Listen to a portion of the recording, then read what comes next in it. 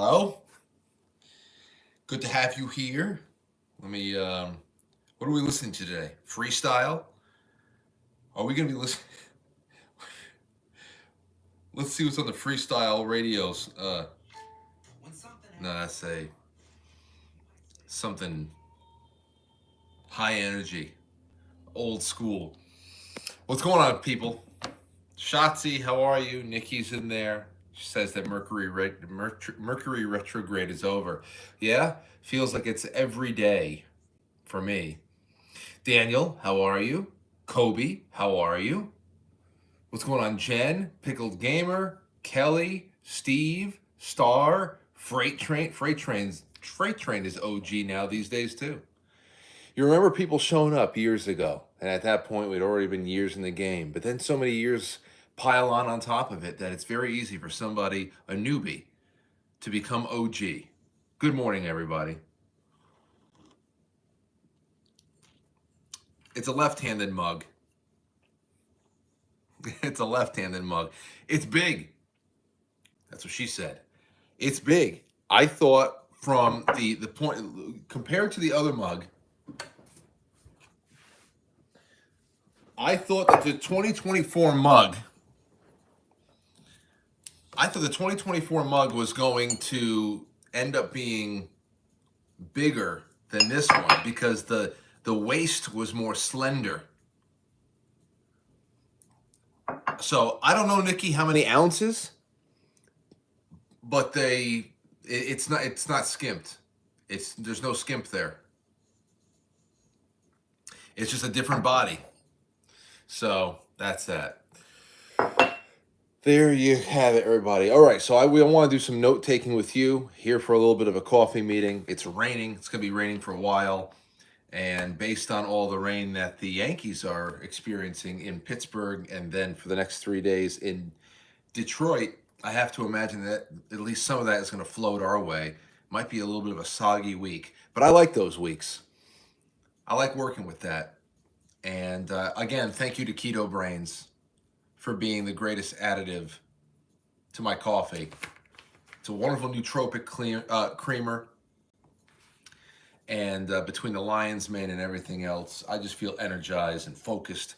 So this is like the beginning of like 120 minutes of pure productivity. So not only is it 20% off of the first order if you use promo code Frankly, but they're also all this month they're giving seasoning. What is it? The pluck seasoning to people. That's like organ meat seasoning.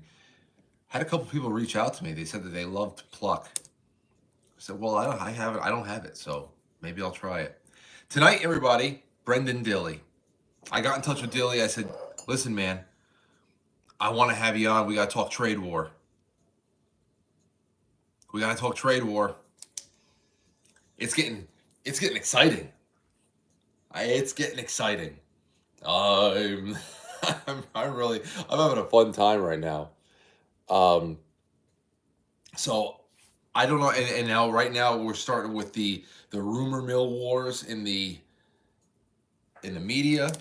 So someone, probably one of those shithole country rumor peddlers, said this morning that the tariffs were going to have a 90-day pause, and that made stock markets. There's been ups and downs all morning because of these rumors that have now been completely denied by the Trump White House. Trump just tweeted this a couple minutes ago. He said oil prices are down, interest rates are down, the slow-moving Fed should cut rates. Food prices are down. There's no inflation. I think inflation drops like 1.2. I got to bring Robin McCutcheon on again soon, too, to see what, again, because there's like the public numbers and then what is it? Because no doubt, even when unemployment was the lowest it ever was with Trump the first time he was around, that's probably still much, it's probably still much higher than that. Just because everybody, all the metrics are all very convenient. But let's see here. He also said, long-time abused USA is bringing in billions of dollars a week from the abusing countries on tariffs that are already in place. This is despite the fact that the biggest abuser of them all, China, whose markets are crashing, just raised its tariffs by 34% on top of its long-term ridiculously high tariffs, plus not acknowledging my warning for abusing countries not to retaliate. They've made enough for decades, taking advantage of the good old USA. Our past leaders, that's in quotes, are to blame for allowing this and so much else to happen to our country. Make America great again. So this is the perfect night to bring on Brendan Dilley. Listen, it has to happen. And I'm not a protectionist. You know, I tend to gravitate toward, free trade. Free trade. But, okay. So if you go into a flea market, with a pocket of cash, and you're going to interface with any number of the vendors there, you want to buy, you want to sell, you want to barter, whatever the hell it is, you're going in representing your interests and going to make a deal that you feel is appropriate for you. But if you go to the flea market and suddenly somebody's got a knife to your throat and there is collusion and everybody's looking to rob you and they're working together to rob you, then what do you do? You're talking, at that point, you're not even talking about market economics anymore. You know, you're not even talking about being out in, any kind of real economic activity. You're talking about a war. You're talking about an act of aggression, and you're talking about the need to consider what would be an appropriate line of self-defense, if not a counterattack. I mean, that's just what it is. Now, it's not howitzers and ground forces. It's just being done with economic tools. And that's where we are right now. And it's been like that for a long, long time. So I'm fine with it from a self-defense standpoint. I'm totally fine with it. And I love how, once again, it's forced so many people to go on the news and just simply advocate for slave labor. That's it. It's incredible watching people advocate for slave labor. I have a few clips for tonight. On this on all this too. Some guy, went on MSNBC talking about how, the $2 an hour position that was created in another country overseas to screw in tiny screws into our cell phones is not coming back to the U.S. And I want to talk about that in particular, because why do we really need, is that really, I don't know, is that really even a position? Like, there's not a machine for that? Seriously. Monotonous little jobs. There's not a machine for that. So, I like how there's always going to be a lot of people that even mischaracterize the way a company even runs on a factory level, just to be able to make it seem like all of the jobs that have been pushed overseas are just tedious and meaningless. That's what I'm saying. So you listen to somebody go on the television, they're most of them are coming from a standpoint that these jobs that have been pushed away for decades now are all tedious, they're all meaningless, and they don't translate. They don't translate. So I guess that we're going to bring that up. Tedious and meaningless jobs. Are they? really all tedious and meaningless jobs. And even if that is the case, is that justification? Is that justification for foreign slaves? Is that justification for foreign slaves?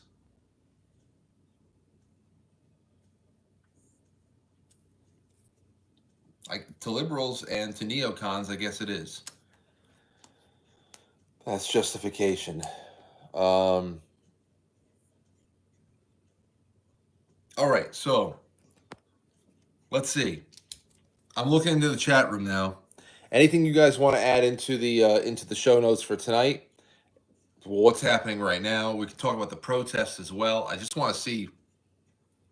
I want to see if we can get Nick Shirley to call in. I wanted to have Nick Shirley in studio, but he's not in New York right now. However, he has been publishing videos and going live with these various protests that popped up over the weekend. But I don't know. He's a busy kid, and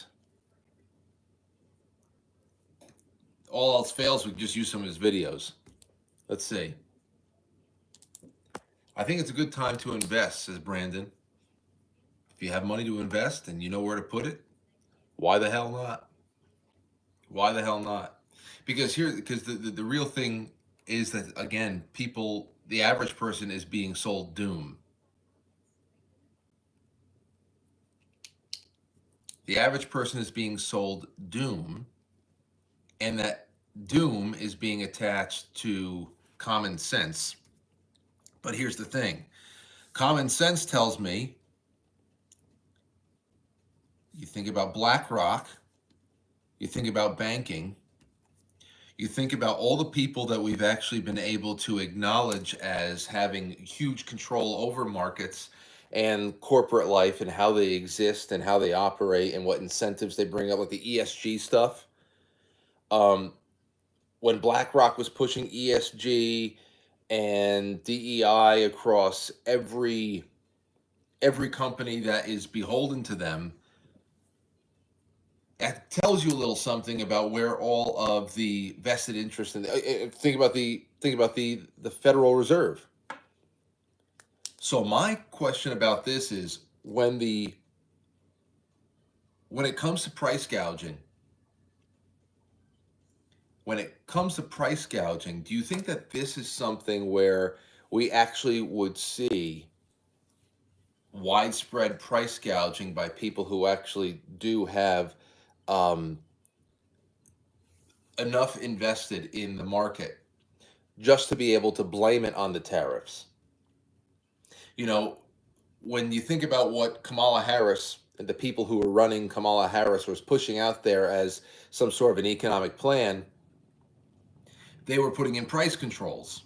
They wanted to do price controls, and to gaslight everybody, they wanted to talk about grocery prices being a result of gouging at the point of sale in the supermarkets. Now, we thought that was horrible to blame grocers for any kind of increase to, at the point of sale, just to be able to keep the lights on and to actually keep people employed, when what's really going on is economic policies that are making it harder for people to stay in business. Now, the Biden administration was willing to blame everyday people who own grocery stores or anything else on price gouging.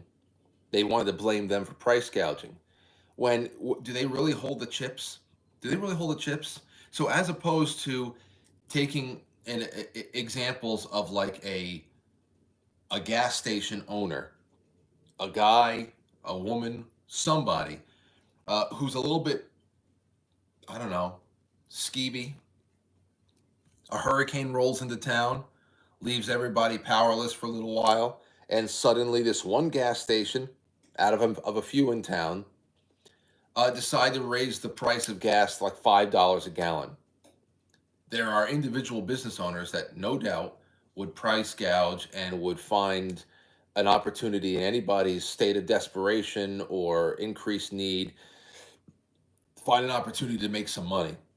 But as opposed to what BlackRock can do and other institutions can do with their control of interest rates and everything else, if they really don't like what's going on with this readjustment and this reprioritization of domestic economic sovereignty by way of the tariffs and everything else, aren't those the people that we should be a little bit more,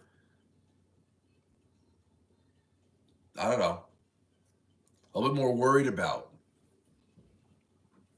Who would raise prices on everything and say, well, it's the tariffs. So, hi, I'm from India, says Yuva says. Oh, really? Let's see here.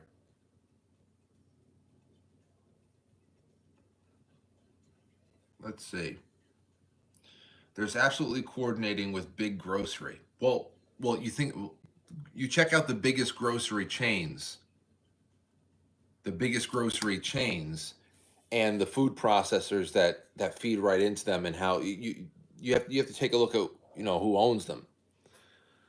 But as far as everyday people who might have a small deli or a grocery in town, and they are beholden to nothing but market wholesale costs, they're very rarely going to gouge people. But if things are getting more and more expensive, they have to at least mark it up 2% so that they can stay in business.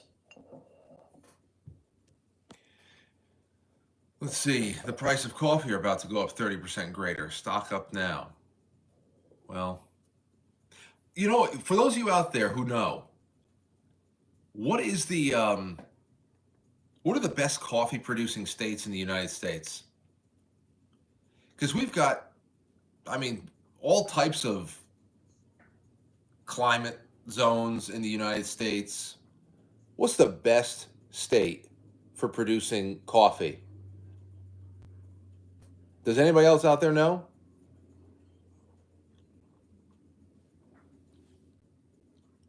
Cooking up some bomb green eggs, weed butter. Damn, 509.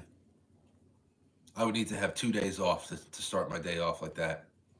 Hawaii. I would think Louisiana, Alabama, Hawaii. I thought Hawaii might have been one. Someone told me that Alaska has rainforest. So it is Hawaii. Hawaiian coffee. Hey, come on now. Let's do it. Can Hawaii drown us in the best domestic coffee ever?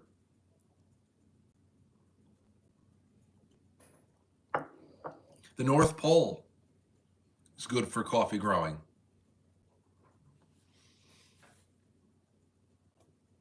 Cali and Florida are next, quite frankly. California, Florida, Hawaii. I love Hawaiian coffee. Starbucks. Okay. Thank you, India.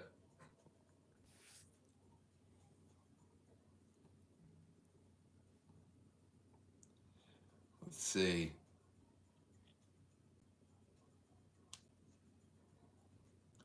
Cost to ship from Hawaii. That would be the killer. You're right. Hawaiian coffee is delicious. Cost to ship. The strangest state. It really is the strangest state. Starbucks is already $8 a venti. If they go for the 10 to 12, people pay. Quite frankly, coffee from Iowa. Yes, but it's not grown in Iowa. By the way, speaking of, the Quite Frankly newsletter is out. I have to replace it in the links below. But I tweeted it out. I put it on the Telegram, the Truth, the where else? Discord and Gilded. I put it in the posts section on YouTube. The new newsletter is out. There's great stuff in there. There is a spotlight on my brother and 10-second songs. There's some thoughts I published on turning 40. There is a little behind the scenes, us going to Yankee Stadium. There is also the link to the coffee page where you can get not only the coffee, but the mug, and then Keto Brainz and all that stuff. It's really a great newsletter. The April one's fantastic. I think that you're all going to like it. A lot of special guest writers, a lot of fan sections, fan highlights. So we love putting highlights on everybody in the audience that's been sending stuff into us. Go check it out. Coffee from Africa seems like they're probably ripping us off the least trade wise. In Ethiopia and lots of others are places of growing coffee there. Yeah, well, I mean, uh, Ethiopian is some of the best out there. Is there Ethiopian? What is this? I don't have Ethiopian in this. I think we're like Mexican, and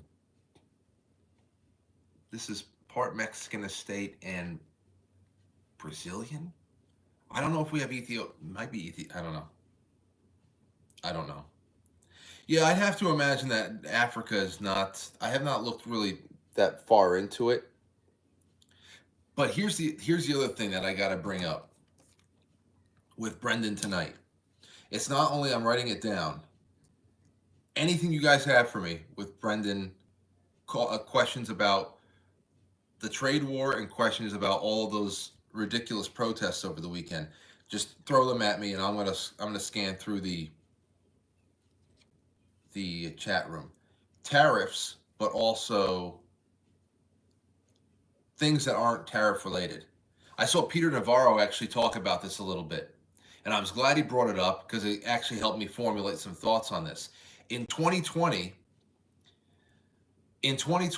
when we were watching, oh, what's up, Velez? Brendan Dilley. In 2020, when we were watching all this shit go on around the world, there was one thing I realized that I hadn't known. Perhaps many of you had, but it's the first time I saw it. That when it was coming to analyzing different countries around because everything, there's so much emphasis placed on China and Chinese travel and Chinese trade, because there was so much emphasis placed on what the origin of COVID was and where Chinese influence and it, from an epidemiological standpoint, how can we isolate this thing? And China was a big part of it.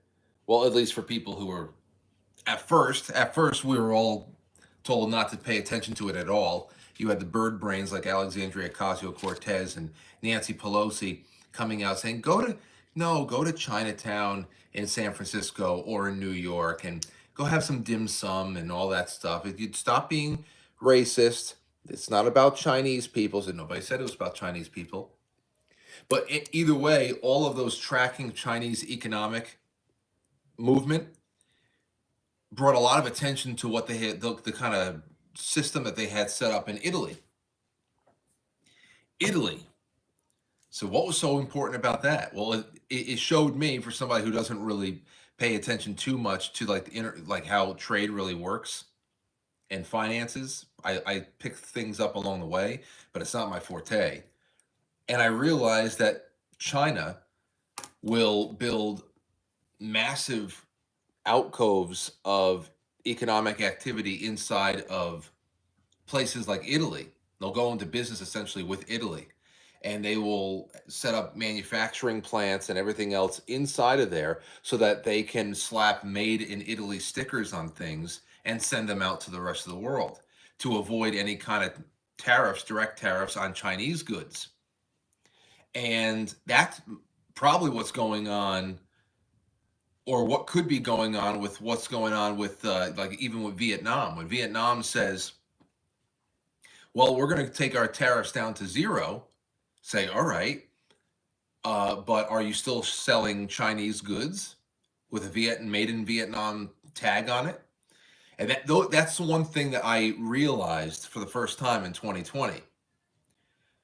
So I'd love to talk about this. The old workaround, Joe Butts or Butta, tariffs and non-tariff workarounds, reach arounds. I'll put "Made in Italy." So that's a little bit the loophole.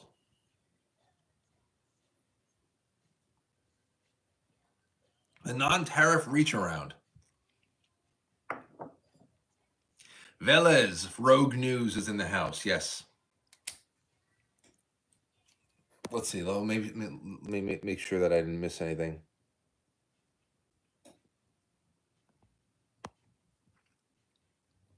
Please ask Brendan about the hiring of Rabbit Anti-J6er Steve Jensen, FBI.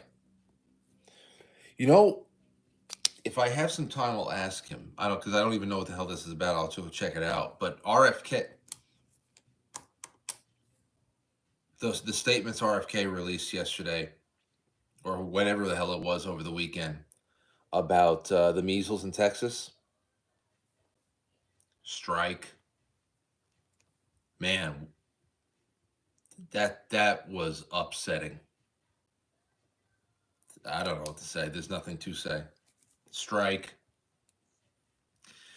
I can't actually even talk about what he was saying because it might open up the door for me actually getting a strike here on YouTube. But let me write that down just in case.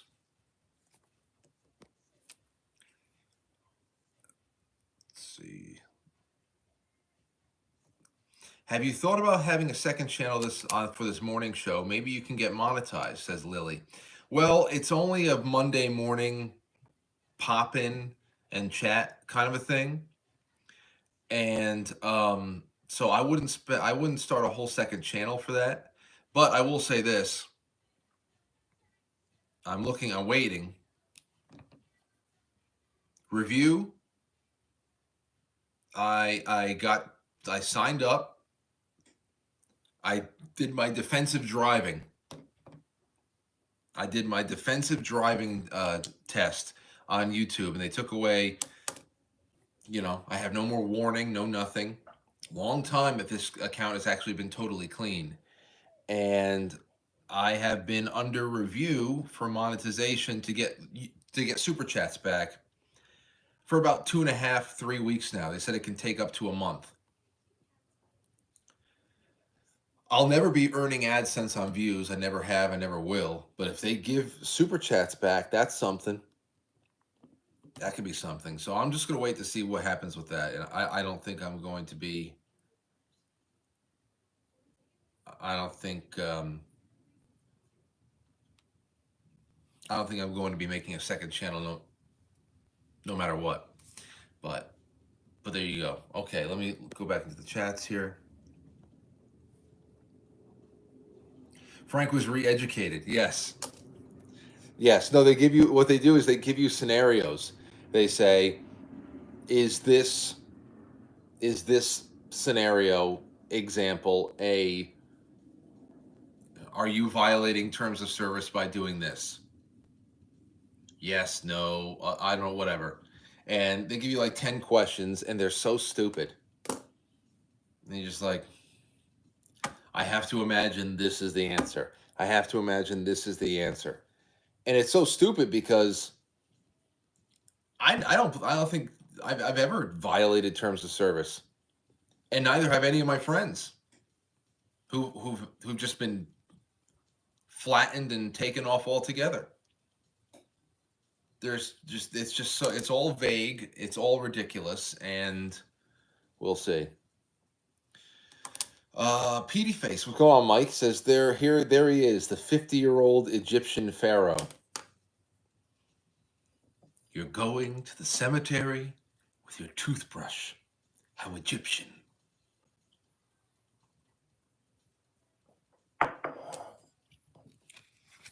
We found about 20 of these.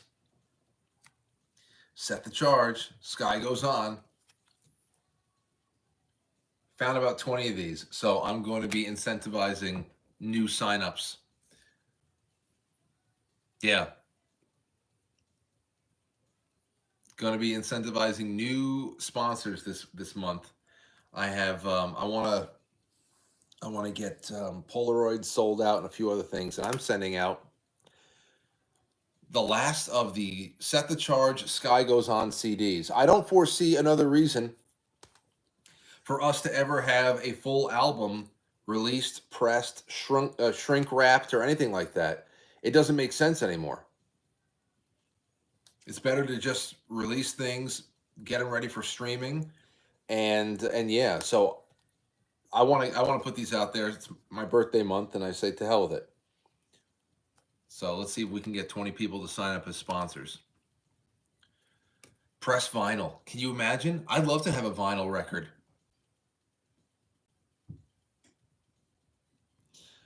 Ask Dilly about Pam Bondi. He's not gonna. He's not going to. He's not going to black pill on her.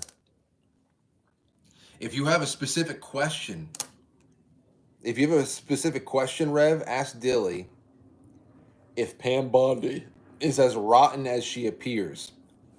You want me to ask Brendan Dilly that question, and what kind of answer do you think you're going to get? Yes. Yes, she's got to go. You think you're not going to, so you have to give me something specific about a specific action and maybe question a motive. But I mean that's a waste of a question, because I know what answer we're going to get. He's going to be supportive, and he's going to probably tell the naysayers to shove it up their asses. It's Dilly. It's Dilly. That's so you got to find focus, and you'll have a better outcome. At least it won't be just a combative exchange where you exchange a barb and then he exchanges a barb, you know? Yeah, well, Bob, people have a lot of opinions about Dilly, about his approach to doing things, and how he likes going to war. I mean, he calls himself a warlord, but as you can see, whenever he comes on with me, there is a there's a lot of room for different side of Dilly. You guys just have to. I don't know. It's what I'm kind of like I like talking to people and trying to pull them out of their normal positions and just chill them out. And I think we have great talks. I don't think Dilly, whenever we hang out, I don't think it's that bad at all. He's still Dilly, and I still have my just got to sit back and smirk, but whatever. Let me see here.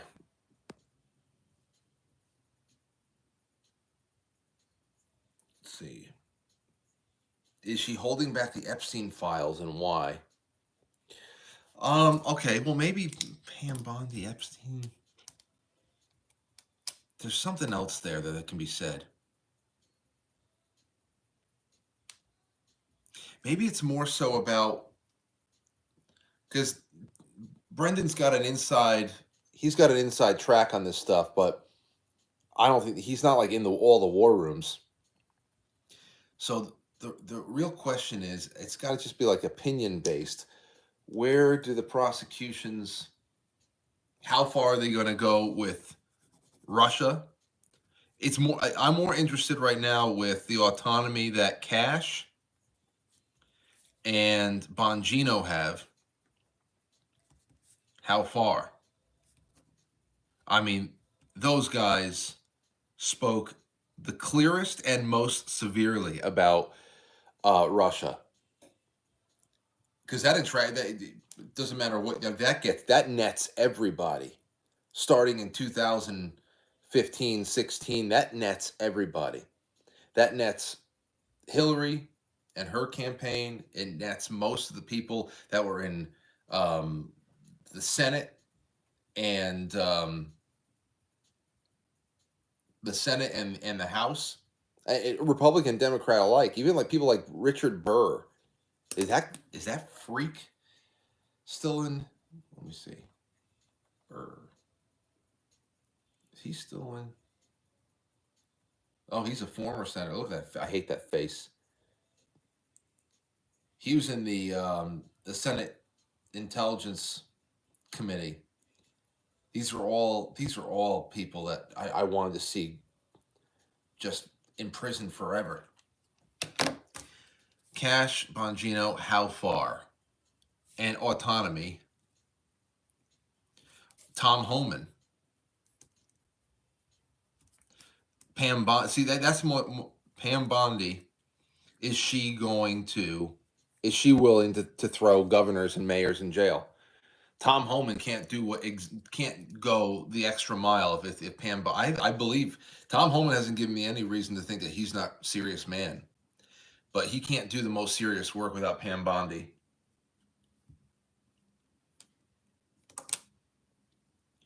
So I'll save this if we have any time at the end, because I really want to talk trade war up front.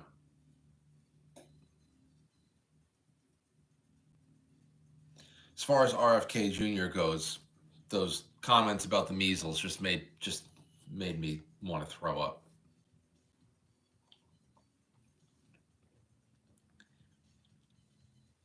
Just made me want to throw up.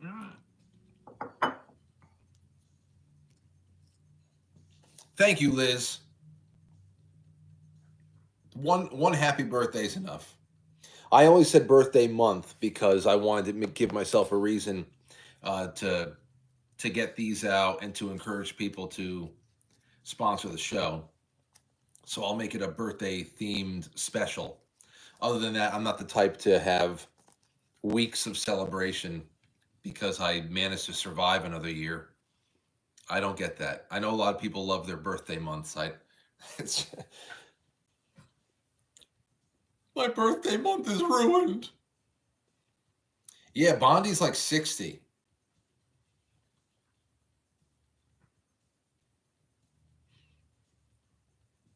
Which I was surprised by that. I thought she was like maybe late 40s. Then again, you can't really tell somebody's age until you're right up on top of them. Well, not on top of them, but when you're right near them. You see a lot of people in on television or on streams or something like that, and especially they get a lot of makeup. You get a lot of makeup. There's cameras. There's whatever, and yeah, then you see them in person. You're like, oh, okay, all right. Well, they're not vampires. They're not totally immortal. Let's see.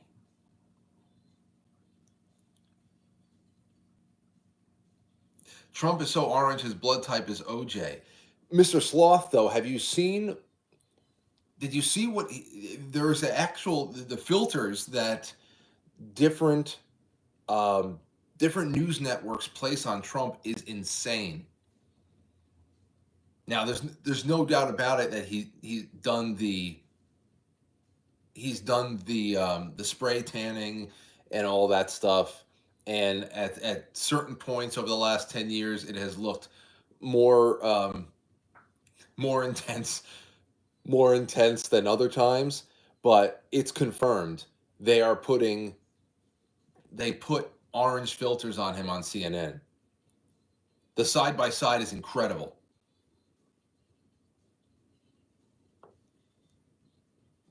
Hate is strong with this group, says Jason Grembel. What do you mean? 509 says, I'm 31, but I look 23. Damn. That's because of all those green eggs you're eating. No stress in the world.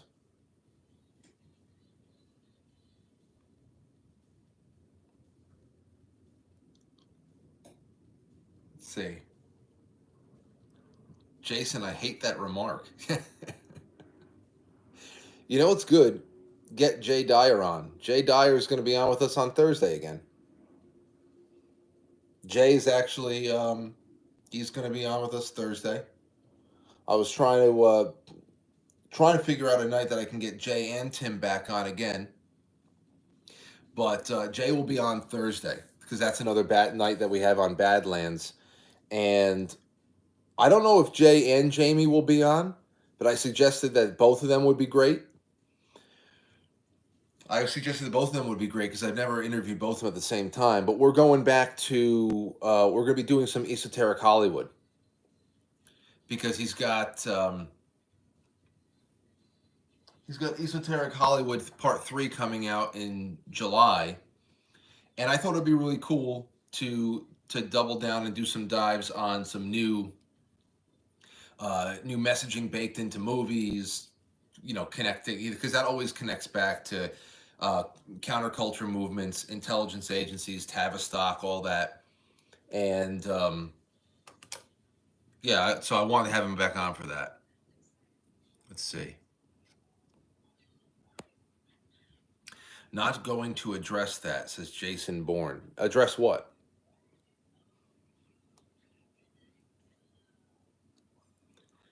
Is it IKEA lamp? Is what IKEA lamp?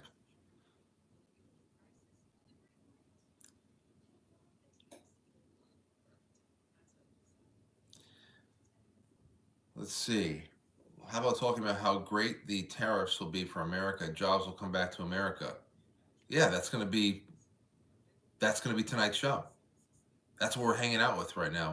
We're just chilling and having some coffee and writing down notes for tonight's show. With Brendan Dilley on tonight, especially the first hour that he's on, it's going to be all trade war talk. The lamp under my head.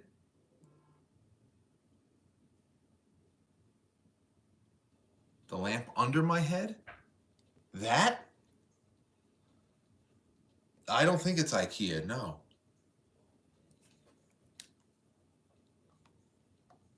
It's going to take years to reindustrialize. Yeah. Oh, well, there you go. There you go. Timelines. Timelines. And permanence again.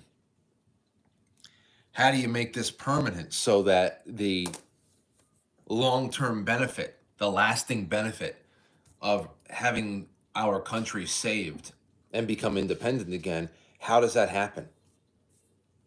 Are the Trump third and fourth terms talk, is that legit? If he's talking about it, okay. Trump in Greenland. If he's talking about Greenland, he's serious about it. Why is he talking about it's possible for him to be president for more than a couple more terms? 22nd Amendment.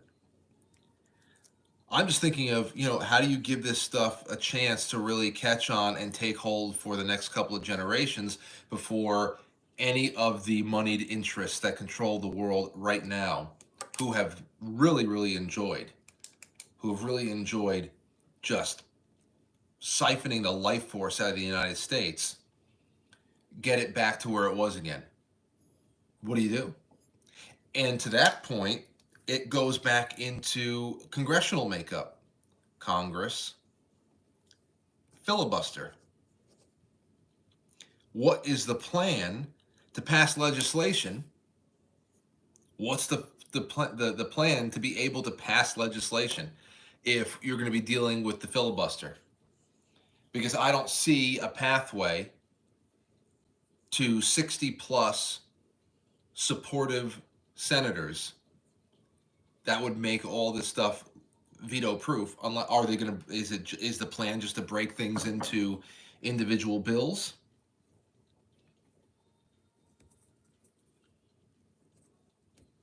There's got to be something. Oh man, this is a 3-hour show. This is a 3-hour show. These are all the questions I've been having.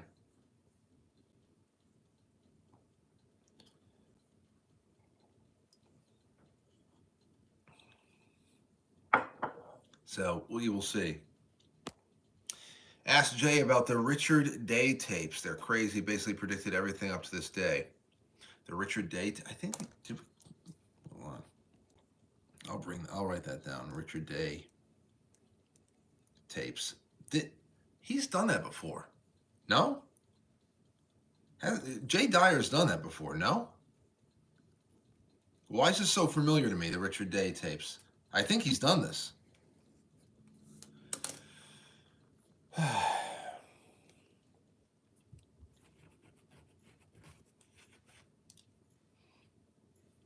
No, I'm mirrored, MVC. I'm not a lefty. It's mirrored.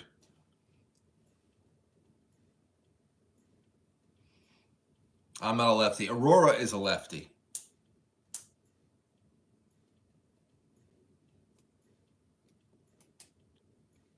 So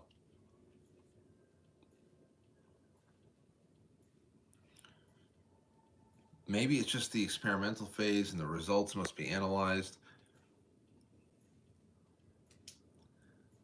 I can't write lefty. Now I'm writing lefty. It might look righty now. You see the wedding ring? I can't. Hold on. Let me see. I'm going to write hello. Oh my, this feels terrible.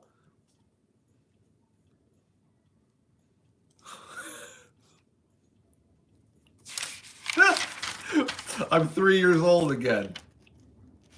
I'm 3 years old. Let me try to write it in cursive now.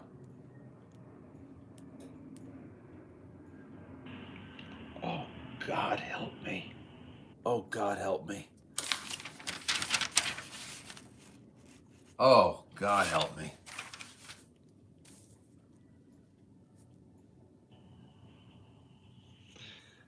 Oh, that feels a lot better. That feels a lot better. She's going to be a bright girl. Lefties are great people. Yeah, I know a couple of lefties. They're a mixed bag. They're a mixed bag.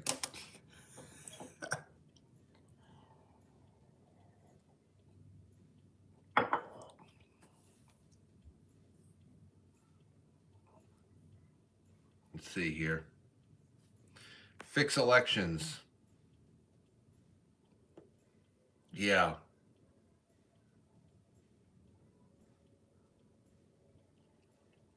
Cat scratch.